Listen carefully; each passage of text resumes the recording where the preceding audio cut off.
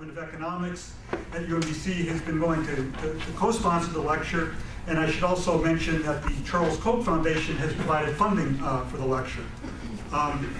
The subtitle of this afternoon's lecture is The Unconventional Wisdom of Economics, and it comes from his 2007 book. And I think neither of us, he may be getting royalties, I'm not, but I'll just mention that actually 2 of his books are on display, including the one the title for today's talk comes from, More Sex is Safer Sex, The Unconventional Wisdom of Economics, and also The Armchair Economist. So there are copies for sale back there with our bookstore representative, and I expect he'll be willing to autograph if anybody's interested in that.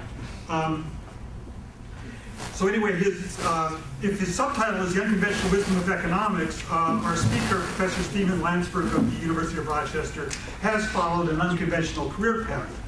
He received his PhD in 1979 from the University of Chicago in mathematics. He would not have been allowed to enroll in graduate programs at UMBC because he never finished his undergraduate degree at Rochester. I understand that's partly because he didn't want to complete the PE course, but another part of the story, I understand, is he figured out he could actually save money on his postdoc earnings if he delayed and ultimately just forgot about earning his undergraduate degree. But they're much more careful at UMBC than they are at University of Chicago on undergraduate degree completion. Anyway, while completing his dissertation in mathematics, he began making the transition there to the study of economics. And I was in graduate school with him there at the time, and I'm hazy on some of the details, but one recollection I have is that due to intellectual curiosity and charisma, and he actually tells me partly to procrastinate working on his math PhD, he decided to sit in on a graduate level course at Chicago in British economic history. And even though he wasn't taking it for credit, he wrote a term paper. And this term paper actually subsequently was published in article form in the Journal of Political Economy, one of the most prestigious journals in economics. He did continue to pursue research in mathematics, and as you can verify if you enter his name in Google Scholar, he's published numerous articles in pure mathematics journals. However, from the outset of his love affair with economics, he was eager to proselytize and spread the economics gospel. I recall one entrepreneurial project that he got underway. He might not remember this, with our fellow graduate student at the time, Al Stockman.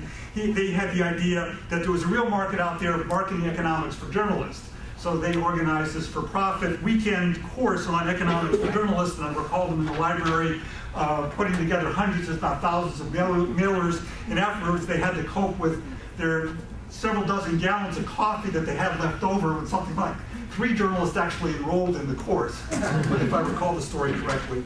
But like all good entrepreneurs, he was not discouraged by this sort of setback, and by the late 1980s, he had taken to textbook writing in economics. His intermediate microeconomics book, Price Theory and Applications, we don't have it for sale back there, but it's gone through 9 editions, and he tells me that his earnings from that book generally at least are as good as his academic salary. That may say something about academic salaries generally, but certainly there are many intermediate textbook authors that have not done that well. He also, I guess it was in the early 90s, came out with his other book, earlier book, sort of more generally going beyond the textbook market, marketing economics, seeing its reach in everyday life, The Armchair Economist. He has not shied away from controversial topics. So as we have our title here, More Sex is Safer Sex. You can read on various blogs, sort of various controversies he has gotten into over the years with that. But he's certainly not fixated on sex. In 2009, after More Sex is Safer Sex, he published Search for the Big Questions, Tackling the Problems of Philosophy with Ideas from Mathematics, Economics, and Physics. And he's also given consideration to these days to actually entering the Principles of Economics textbook market. Anyway, those interested in those titles will have to wait till they appear.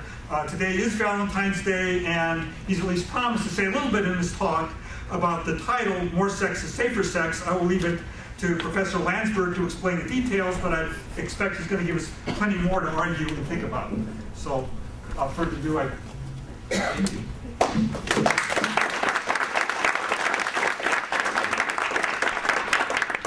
So here's a good economics lesson for Valentine's Day. It's possible to have too much of a good thing. Those chocolates you got, go ahead, have one, have another one, but you might want to stop and think before you have the third. There's a general principle there. Figuring out what's good and what's bad is usually easy. But figuring out when to stop, when you've got enough of something, that's often hard. We face that in our personal lives, and we face it in the social arena. Should we have a fire department? Is a fire department a good thing? Absolutely. Do we need a bigger fire department? That's a harder question. Just as it's possible to have too much of a good thing, it's possible to have too little of a bad thing. Take pollution, for example. Yeah. Got ahead of myself. Take pollution, for example.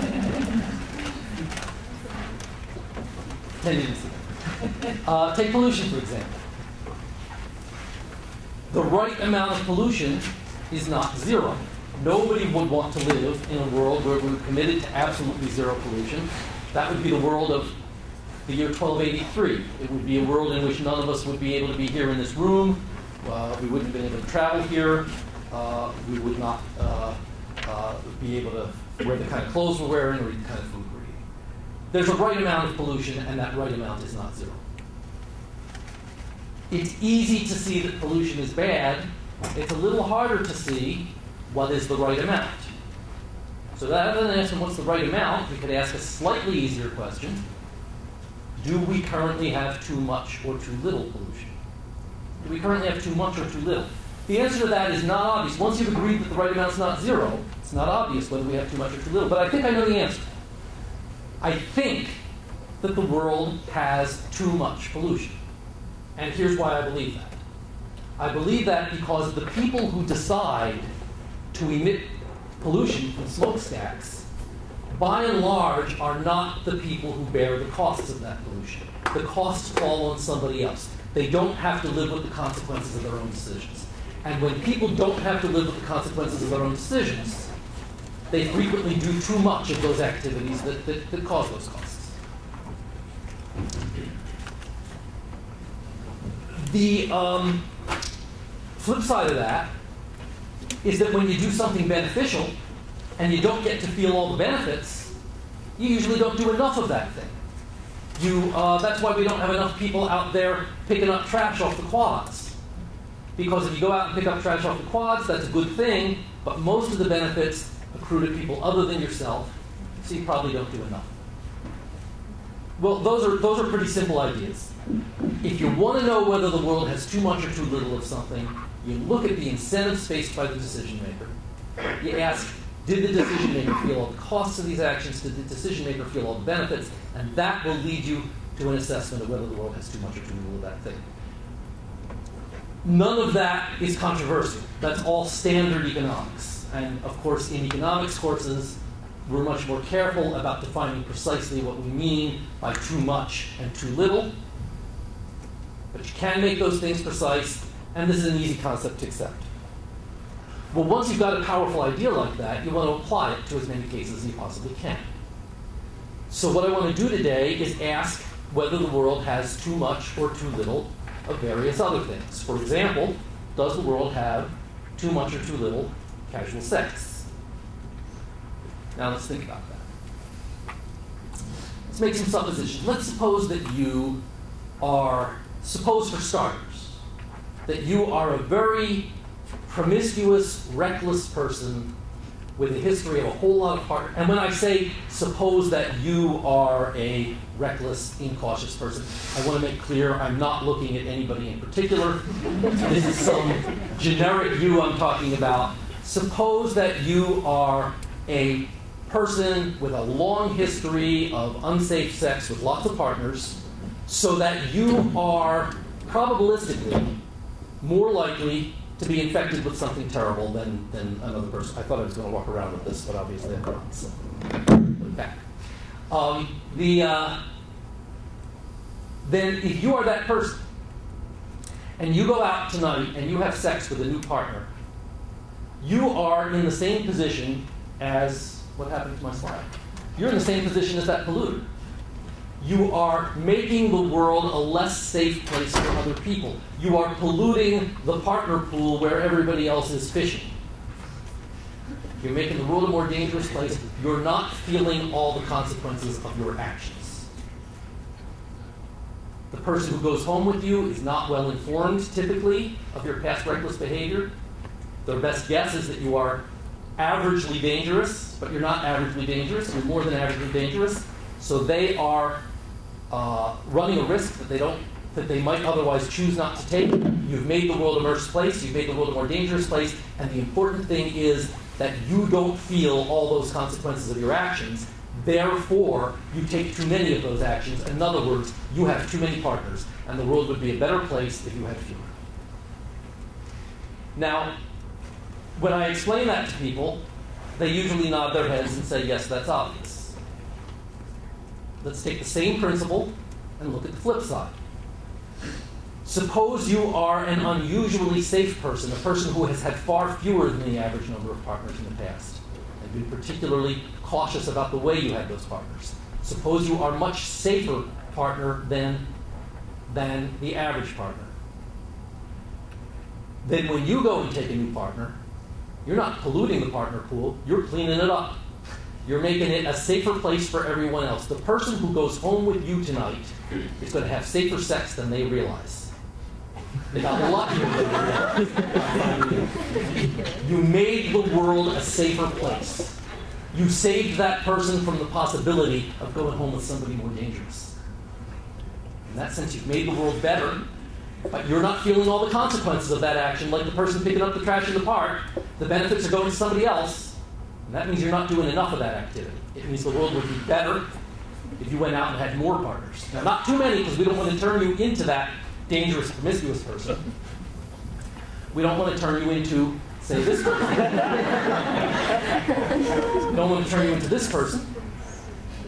But at the same time, we don't want you to be this person either. We want you to be somebody who has a few more partners than you would otherwise choose to have, and thereby making the world a little safer. In fact, if you're this person and you go out and have another partner tonight, you make the world safer in two ways. First, there's the one I just described. The person who goes home with you is having safer sex than they realize. The second way is empirically much more important, though it's also a little more macabre.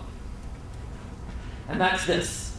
If you are infected with something terrible, if you go out tonight and have sex, you might have sex with somebody who's infected with something terrible.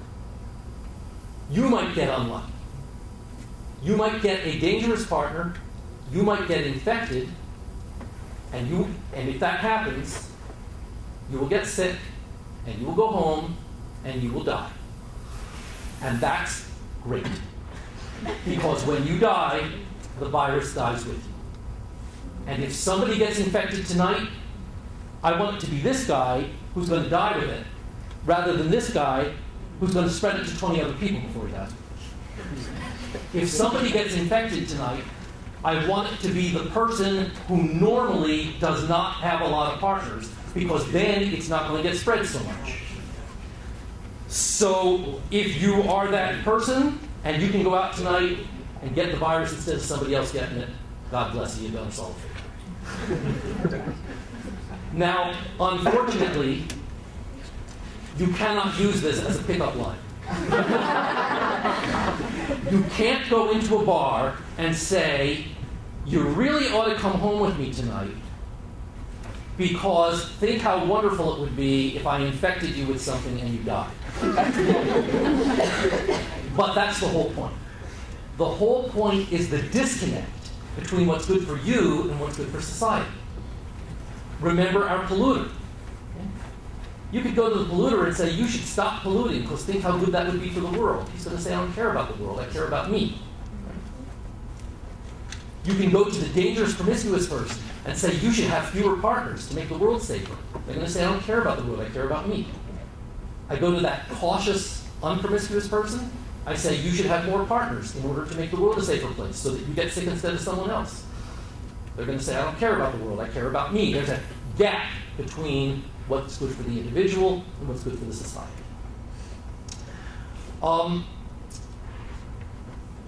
What do I mean more precisely when I say that you will make the world a better place if you have more partners? In economics, we have a very precise notion of that. What we mean is that you will improve what we call the world's welfare. There are two ways that could happen. There are two ways that welfare could increase when the safe, cautious person has another partner. One is there could be less disease. But that's ambiguous, because I gave you two ways that you slow down disease, but there are also ways that you spread disease when you have another partner. After all, even though you're a very safe person, there's always some chance you're infected. So probabilistically, yes, you're making the world safer in some ways, but you're also making the world more dangerous in some ways. The amount of disease could go up or down. But there's still another way that welfare could increase. Namely, you increase the amount of disease, but everybody's having so much more fun that it's working. That the benefits of the additional sexual activity exceed the costs of the disease. That's another way welfare could increase. Economic theory tells me, the economic theory of externalities tells me, that if you have one more partner tonight, one of these two things will happen, and either of them is good. Economic theory tells me that if you have another partner tonight, assuming you're that cautious person, one of these two things will happen, and either one of them is good. But it would be more interesting if we knew, so one way or the other, you're going to increase welfare. It would be more interesting if we could figure out which of those two things happens. To figure that out, you need more than just economics. You also need to know a little bit about epidemiology. And you need a model. You need a model of the way diseases spread. And you need to work with a lot of numbers. You need to work with a lot of data. Well, there's a fellow at Harvard University named Michael Kramer who knows a lot of economics and knows a lot of epidemiology and knows a lot of theory and knows how to work with numbers. And his estimate is, well, let's see. Here's the quantity of partners you could have. There's your actual quantity. The welfare maximizing quantity is higher. That's what we figured out with just economics. If you had more partners, welfare would go up. Not too many more partners, but some greater number of partners, welfare would increase. Where's the disease minimizing quantity of partners? If all we wanted to do was minimize disease, would we want you to reduce your number of partners or increase it? That's the one where you need all the work with the epidemiology and the data, and it turns out that the disease minimizing quantity is in between here someplace. So what that means is if you increase your number of partners, you will reduce the amount of disease up to a point, continue increasing. Now the amount of disease is increasing, but welfare is still improving, so we still want you doing that, and we want you to stop. In fact, that disease minimizing quantity is an average of about 2.25 partners a year. If you average fewer than 2.25 partners a year, you're part of the problem. We want to bring you up to about 2.25. That's the disease minimizing quantity. The welfare maximizing quantity is somewhat higher. Even if you're a monomaniac who's only focused on disease, we still want to bring you up to 2.25. That's perhaps what the epidemiologist wants to do. The economist wants to bring you up to about 3 or so, because you're still improving welfare. So how do we do that? How do we get the cautious people to have more partners? Well, now we're into a question of public policy. Usually, the way we think about these problems in economics is we say that we want to discourage things, we try to tax those things, and we want to encourage things, we try to subsidize those things. That's the argument for taxing pollution. If you took that principle and applied it here, what we would say is that you want to tax sexual activity by the very promiscuous, they're the ones you want to discourage, and you want to subsidize sexual activity by the very unpromiscuous. So we should have a system of punishments and rewards where you have a new partner. If you were already very promiscuous, you pay a tax, otherwise you get a subsidy. There are problems with implementing that.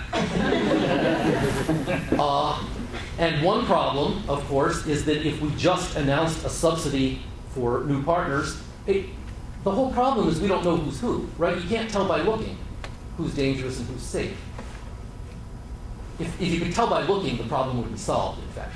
If you could tell by looking, then you would already receive a punishment for being promiscuous. Namely, you'd find it hard to find new partners. And you'd already get a reward for being safe. You'd find it easy to find new partners. The rewards and the punishments would be built right in there. That would work great if your past sexual history were visible. Okay? Maybe someday technology will solve that problem. Maybe we'll all have embedded monitors on our thighs that say, this site has been accessed 367 times. But until that day, you can't tell who's who. And that creates a problem with subsidizing and taxing. What economic theory tells me to do about that is to try to find a subsidy that will be valued only by the relatively unpromiscuous. So we give the subsidy to everybody, but it doesn't encourage the promiscuous people because it's something they don't care about anyway. I'm not sure what that subsidy should be. Maybe a library card, because the promiscuous people are too busy to need one anyway. Or, less frivolously, free condoms. Because condoms, contrary to what you might first guess, are most valuable to the least promiscuous. And the reason for that is, the more promiscuous you are, the more likely you are to already be infected, and therefore the less value you're going to put on a condom. If you knew for sure you were already infected and you were completely selfish, you wouldn't value condoms at all. So if we give out free condoms, presumably that's not going to have much effect on the behavior of the promiscuous, but it might encourage more sex by the unpromiscuous. You know, a lot of people say that if you're out to fight HIV or other STDs, a lot of people say that free condoms have an upside and a downside. The upside is that the condom directly protects against disease. And the downside is that the condoms encourage people to have more sex. But what I'm saying is that's not an upside and a downside. That's two upsides. The upside is, the first upside is the direct protection. The second upside is that it encourages more sex by precisely the sort of people who, if they had more sex, would make the world a safer place. There are, I suppose, other things you could think of when you think about other ways that we deal with pollution. Economists tend to prefer those systems of taxes and subsidies. Politicians sometimes prefer mandates, where they sort of order the, they tell the car companies how to produce their car, they tell the car companies how much pollution they can emit, and so on. If you believe that that kind of policy is a good thing, then the analog here would be to have a government agency that tells us all how many partners to have. Not a lot of people seem to find that a very palatable idea. While we've got this powerful principle on the table, that, once again, what does it say? It says that in order to know whether the world has too much or too little of something, you want to look at the incentives faced by the decision makers. Let's apply that principle again. Let's apply it to something, this time not sex, but something maybe closely related to sex. Let's talk about reproduction. Let's ask if the world has too many or too few people. Do people have too many or too few children? Is the population too big or too small? A lot of people, as soon as you ask this question, is the world over or underpopulated?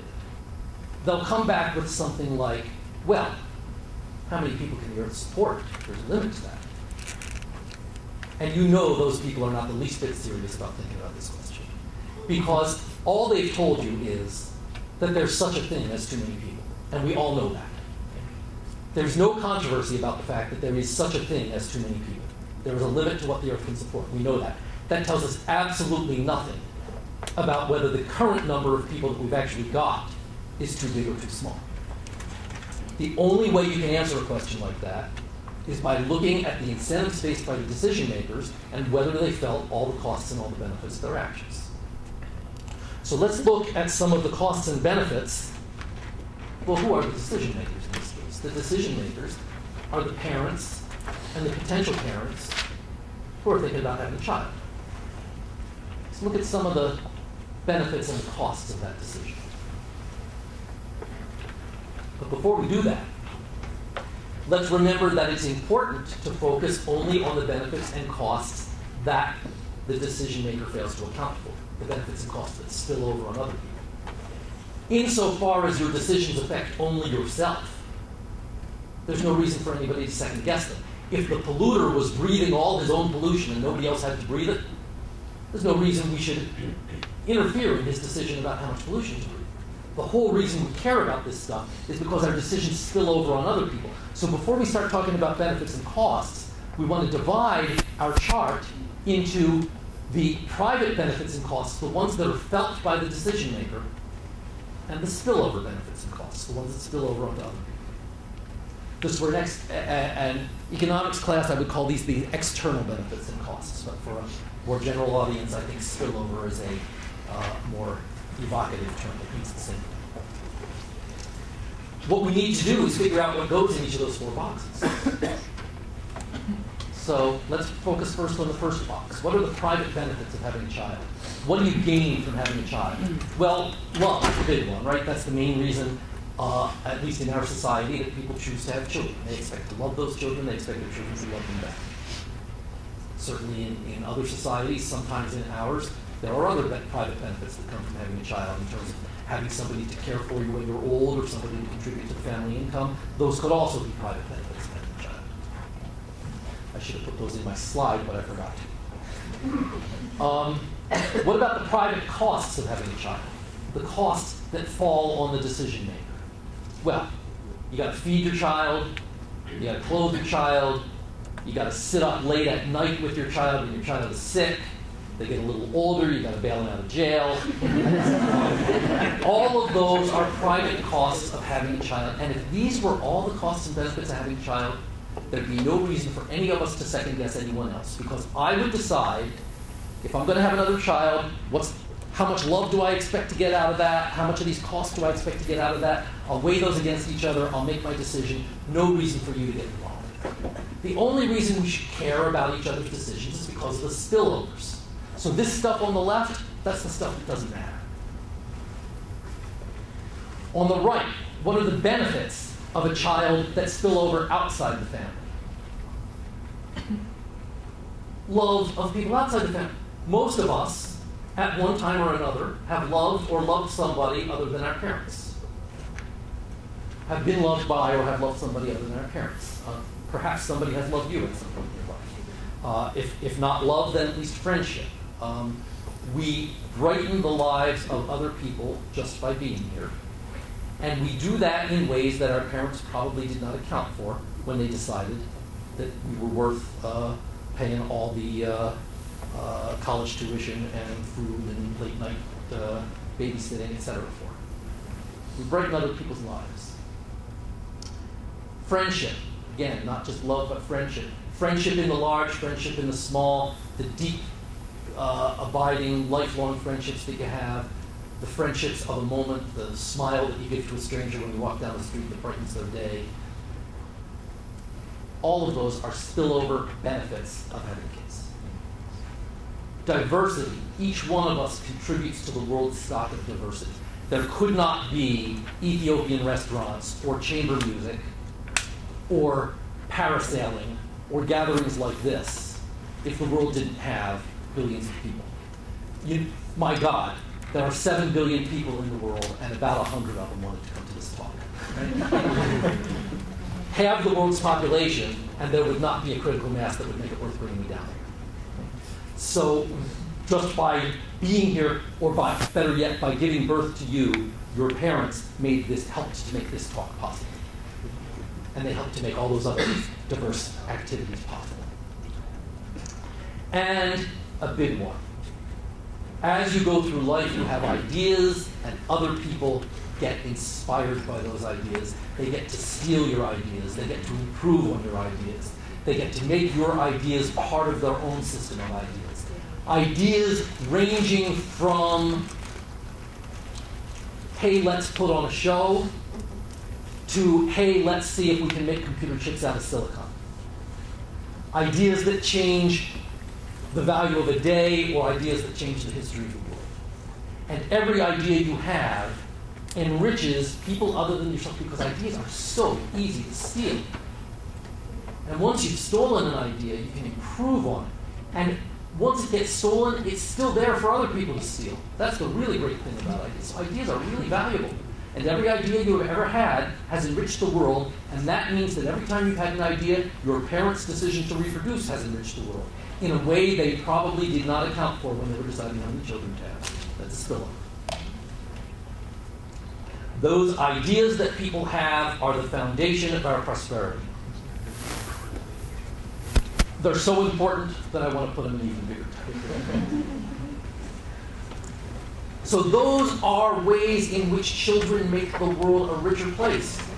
Those are reasons why maybe the world should have more children than it does. But of course, we're not done yet. We've got another box to look at. What are the costs of bringing another child into the world? The one everybody thinks of is resource consumption. And here's what people say. Here's what I often hear people say. They say, well, you bring another child into the world, they're going to eat food, they're going to burn oil, they're going to take up land. Those are costs they impose on the rest of us. But I'm not sure that's right. Because I want to stop and think about where we get the fish that we eat and the oil that we burn and the land that we occupy. Some of it we create. Okay? You go out and you catch a fish that nobody else was going to catch. Or you grow you plant a tree that nobody else was going to plant, and it grows apples. That part is not imposing the cost on anybody. Some of it you trade for. You catch that fish and you trade it for an apple. And you get it. That's not imposing a cost on anybody, as long as the trade is voluntary. And the other place where you get a lot of your resources, or at least most people in our society get a lot of their resources, is you get them from your family.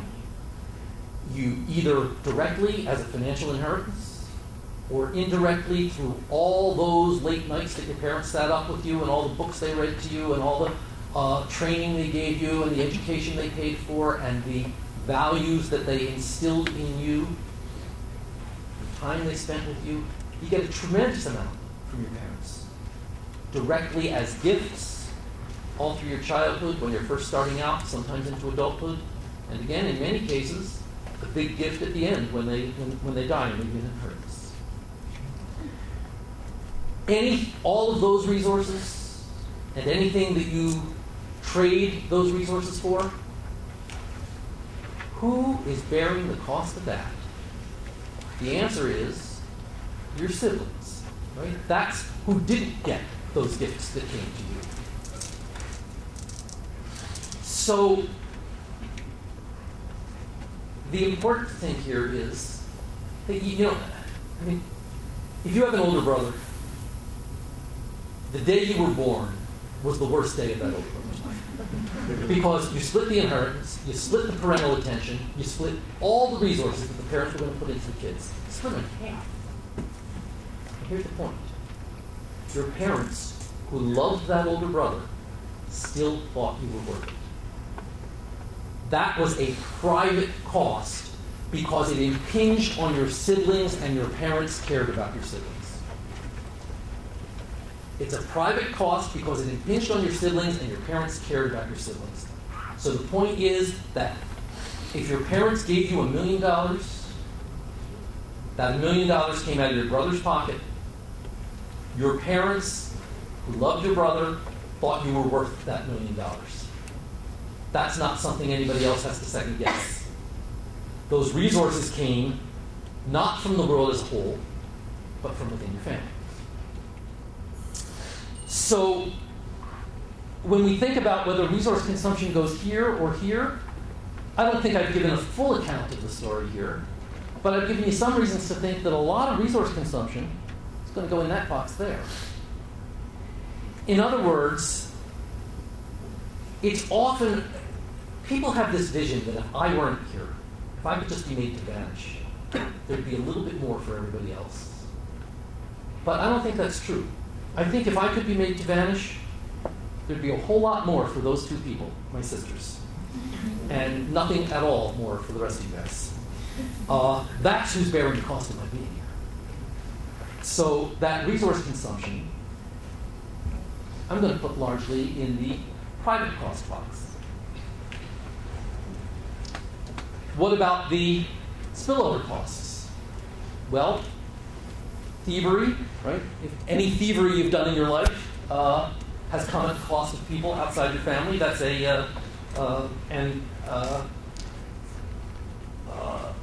that certainly counts as a cost that you have imposed outside your family, a spillover cost. Most of us do not become major thieves, and not counting that notebook you shoplifted in 7th grade. War, if you make war on people, if you become a warrior, a conqueror, then you're imposing costs on other people for sure. If you become a major polluter, you're imposing costs on other people. Most of us don't become thieves or warriors or major polluters. So my guess is, and this is a guess, I haven't run any numbers on this, I'm not even sure how I would, but my guess is that this stuff up here, for most people, dwarfs this stuff down here. If I'm right about that, then the world has too few people. If I'm right about that, then the parents who say we're willing to have a second child, we're willing to have a third, but we're not willing to have a fourth, they were only looking at the stuff here, but that fourth child would still have contributed more to the rest of the world than would have taken away from it. Again, I'm not sure that's true. What I want to give you here above all is not a definitive answer, but a framework for thinking about this kind of question. I should add here too, because it will surely come up in the question period if I don't, that if your kids go on public assistance, then you have imposed costs on other people. Insofar as your kids accept public assistance directly from the government or indirectly through various sorts of subsidies and so on, that's a cost you're imposing on other people. Again, my guess is that on average for most people, that's very small compared to this other stuff here, but I don't know. Let me make this point a different way. Imagine two families. They each have a plot of land, and the plots of land are identical. This family over here, they practice zero population growth. And every generation, they pass the land on to the next generation, and everybody's got the same amount of land to live on, generation after generation after generation. These guys over there, they double their family size in one generation, and now everybody's living on half as much land. And then they double it again, and everybody's living on half as much again. And they double it again, half as much again. One more time. Eventually, they're all living on postage stamps. Insofar as these families don't interact with each other, this is not a social problem. This is one family decided we'd rather have rich grandchildren, and the other family said we'd rather have lots of grandchildren. That's a choice that each family can make for itself. And different families are going to have different preferences about that. So this is not a social problem. Instead, it's an opportunity to celebrate diversity. Some people want lots of poor descendants. Some people want few rich descendants. Let them make their choices. It becomes a social problem if these families start impinging on each other. For example, if these people decide they're tired of living on postage stamps and they're going to create an army and go over here and take land from these people, that's a problem. That's a legitimate reason why these guys could say, gee, I wish you people had had smaller families. That's a spillover cost. It's a legitimate spillover cost. But at the same time, there are all these enormous spillover benefits. Because look at the pool of potential friends, potential mates, potential employers, potential employees, potential business partners, potential friends over here that this family is providing to this family. And look at all the ideas people in this family are having that this family can copy. Those are all spillover benefits. And again, my guess is that in most cases, those spillover benefits dwarf the spillover costs. And if that's true, people are choosing to have too few children, and the world has too few people. I'll say this one other way. I have one child. She's a girl. She just got married a couple months ago. That's her. She married a fabulous guy. Why did I have one child? Because we thought about it. We weighed the private costs against the private benefits. We looked at the love we get from another child, and we looked at the late night staying up with the sick kids, and we said one's about enough. That was the right decision for us. It was the selfish decision, and it was the right selfish decision for us. But somewhere in this world, and possibly somewhere in this room, there is a young lady about my daughter's age whose life has been permanently impoverished by my failure to have the son who would someday have swept her off her feet. And if I had cared about that other young lady as much as I care about my own daughter, I would have had another kid. If I had cared about the rest of the world as much as I care about my own family, I would have had another kid. What's right for me personally is not the same as what's right for society. I have too few kids because I don't account for those spillover benefits to those other people. I just threw this one in to prove a Finally, a word or two about overcrowding, because the subject of overcrowding always comes up whenever I talk about population. You know, if you read the literature of the zero population growth people, you get the impression that the world looks like this. But if you ever actually fly to California and look out the window, you see that the world really looks like this. There is an incredible amount of space in the world, and people take up almost none of it. In fact, I know it seems like there are an enormous number of people in the world. The fact of the matter is, they all fit in the Grand Canyon if you stack them right. Or, and that's literally true, they all fit in the Grand Canyon. Or, if you don't like that image, take this one that I got from Thomas Sowell. Take the state of Texas, divide it up into lots that are the size of the average middle-class home lot in the United States.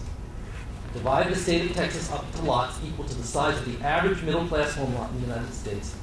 On each of those lots, put a house, and in each of those houses, put a family of 4.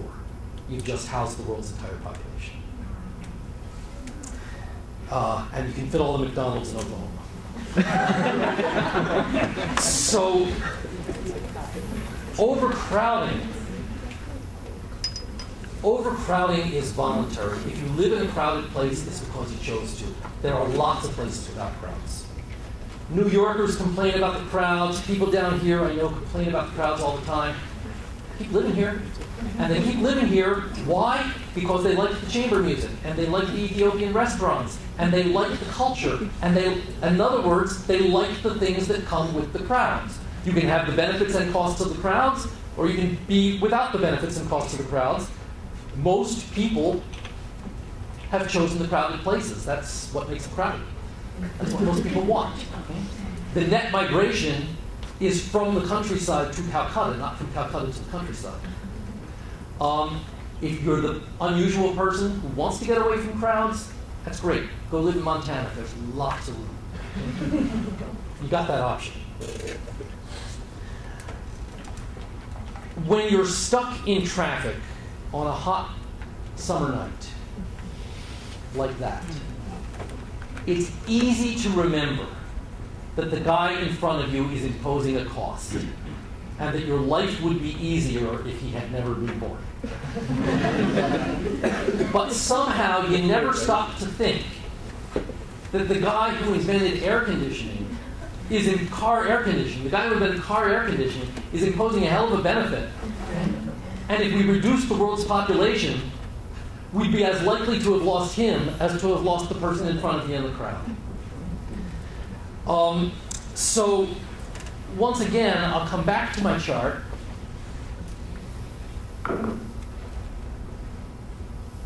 These are the sorts of things that go into thinking about a problem like this. What I want to emphasize is that anything on the left side of the chart is completely irrelevant to the question of whether we have too much or too little. It's only the stuff on the right. If you really wanted to settle this question, you would want to think much harder about what goes on the right there. But my strong guess, which I cannot prove, is that you'd be very, very likely to end up concluding that the world has way too few people. And I will pause there and take as many questions about this or anything else as anybody wants to raise.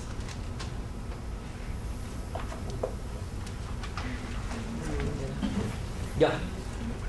Just going off of the slide about overpopulation, so would you say it's safe to say that Malthus, his prescription is null and void now? Malthus's predictions obviously did not play out, and did not play out for a couple of reasons.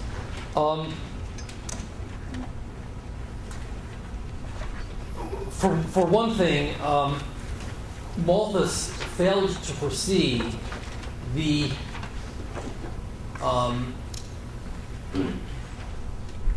incredible growth in incomes that we have had as a result of improving technology, which comes from people having ideas. In other words, the reason we're so rich, and let me say a few words about how rich we are, because I'm always amazed that college students seem not to know this. Up until just 200, people have been around. Human beings have been around for 100,000 years. Up until 200 years ago, all of them lived at the subsistence level. Not the ones you read about in the history books, because those were the incredibly rare exceptions, the kings and queens and dukes and so on. And here and there in the world, what does the subsistence level mean? It means the equivalent of $400, $600 a year in today's terms. There were places in the world where it was better than that for a while. Sometimes as good as twice as that. Occasionally there were places where people were living on $1,000 a year. That was unusual. Mostly up until 200 years, 10 generations, it's yesterday. Virtually everyone who ever lived right at the subsistence level, just like their parents, just like their grandparents, just like their children, just like their grandchildren, and nothing ever got better. What has happened in the last 200 years is we've had this tremendous blossoming of ideas, starting with the Industrial Revolution. And once you get to a critical mass of ideas, then people can start building on other ideas, building on other ideas, building on other ideas, sharing those ideas, and that's where all our wealth comes from. Malthus failed completely to foresee any of that. The other thing that I think it's important to read Malthus carefully. Malthus had a vision of a world in which every family expands until they're living right at the subsistence level because they've got so many kids. And that was an accurate prediction for a long time. It worked until this recent blossoming of ideas the past couple of years. But what you've got to notice is that what he was saying was that people would choose to do that. Okay? If people had chosen to have fewer kids, they could have. They wanted to have lots of kids. And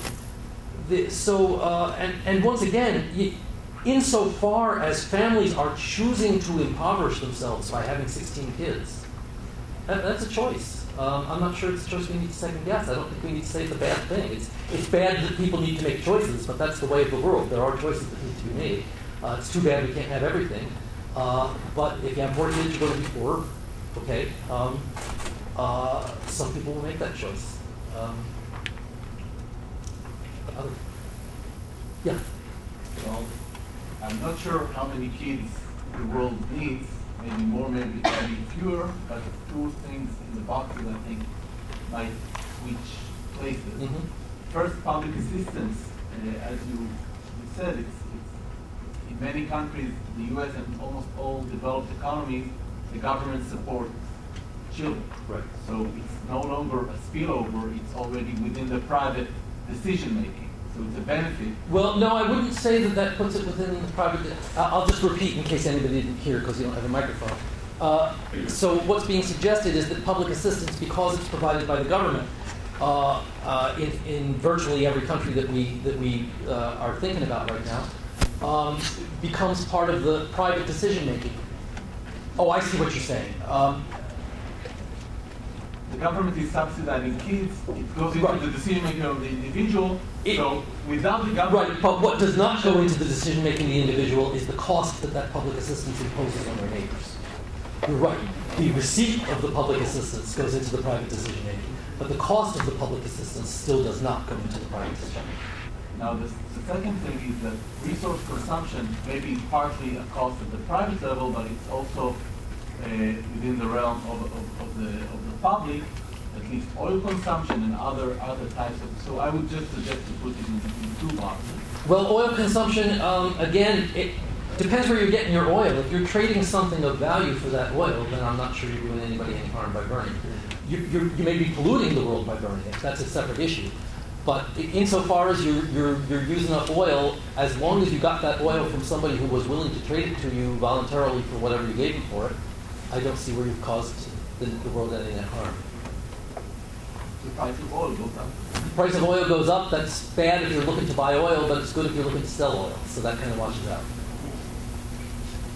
Yes? You say that private costs don't matter, but if you're encouraging large portions of individuals to take on private costs that are lowering their quality of life, and again, you're saying that should be suggested for people in general, doesn't that end up lowering overall quality? No, it doesn't. I mean, do we have a blackboard? I could give you a little economics lecture here, and I apologize for the fact that it probably would take a couple of graphs and a couple of equations to convince you. But it is the standard stuff of economics courses that when we have these spillover costs, spillover benefits, if we use taxes and subsidies to encourage people to do things that are not in their own interest, we still end up, it is true that we cause some harm by doing that, but the good that we do outweighs the harm that we do. And that's a quite general proposition that we prove in economics classes. And I apologize for the fact that I'm appealing to authority on that right now. I'd rather prove it to you, but I'm not sure we want to take 10 minutes to go over graphs. Yeah. So with the resource consumption, say that that second son took the very last barrel of oil in the world. How is that not a spillover to, say, another person that wanted that barrel of oil? Well, if another person wanted that barrel of oil more than you did, they would have offered more for it than you did, and you wouldn't have it. Yes? My question is in rather the same vein. When you talk about resource consumption, you focus on the amount of square footage available in the world for everybody to occupy in a certain way. But doesn't the production of food kind of entail large plots of land that cannot really be resided on or that have to be spread out in a certain way? I mean, I guess the idea is if you get a fish, you get an example of somebody fishing a fish out of the sea that nobody else is going to fish. That's not a problem. But even with our current population, we're running into fishes that are getting overfished. Right, and that is a problem. If you're taking fish away from other people who would have fished them, then that is, I mean, that's a standard economics example. That's a standard economics example. I guess my question is then, how, with your model, how do you figure out kind of when there, not enough fish for everyone or not enough grain? Well, the usual economist answer to that is that things work out well when we have well-established property rights. When it's clear who is allowed to take those fish and who isn't, and you have tradable rights to fish for those fish. These are the ways that economists usually try to solve these problems, is through that kind of marketplace. Yeah. I have a question about public assistance. I would argue that public assistance may actually improve the condition of the child, and if it does, then that child may have better ideas, more friends, and so it probably would be fine in the benefit. That might be. That might be. My second comment would be on the theory that you have on sex and the amount of sex that people should have. Isn't the entire economic theory based on rational decision makers? And it seems to me that the examples that you took were not, these people were not especially rational, or at least one of them. And And the second thing is, where did you get this number of optimal amount of sex? I mean, what is it based on? Which data are you using to find that number? So the question is whether these this analysis is based on rational decision makers, and the answer is yes. The assumption is that people have the number of partners that will make them happiest given their opportunities and given their the various costs and benefits that they face. That's not to say that everybody is happy with their number of sex partners. What it is to say is that everybody has a certain set of opportunities, and they choose which of those opportunities to. In other words, you take a new partner when you think that it's going to, on balance, make you happier to have had that new partner, and you don't take a new partner when you think, on balance, it's not going to make you happier. That assumption does go with taste. I think it's a pretty reasonable assumption. You might disagree with that. As far as the data that go into the calculation of the 2.25, that's Michael Kramer's work from Harvard, and I am embarrassed to say that I read the paper a couple of years ago and I don't remember all the data sources. But what you need is an epidemiological model of how viruses spread, and within this model you need to also model the choices that people are making about how many partners to have, and you explicitly assume that people are aware of the range of possibilities of what could happen to them when they take a new partner, that this partner might be invisibly very dangerous or might be invisibly very safe. They know something about the probabilities. And then as people make their decisions, that causes the probability distribution to evolve, which in turn causes changes in the decisions people make, which in turn causes the probability distribution to evolve, and so on. Right, well, I'm not sure that people make their decision based on how much disease they're going to spread, I guess. No, not how much they're going to spread, but on how much they might pick up. I mean, certainly when people decide whether to have a new partner or not, I mean, part of what goes into that is that there is a possibility of disease spread. If that were not going into people's decision making, people would be having a lot more sex.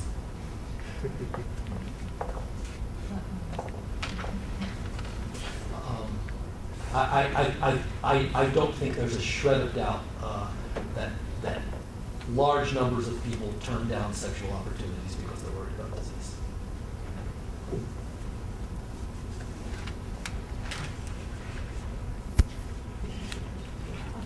Sure. I just have a comment in the spirit of the tone of the presentation. I think under private costs, you should, for having children in the yellow box, you should put sanity. I have one child, I have two. And it's like, I think sanity, and then the spillover cost might be crazy people. It's like, I don't know how many good ideas I have because of the, so I think that there is a point where you have too many children. But you see, you just had a good idea right now. You amused us all, and there's a benefit that we got from your meeting.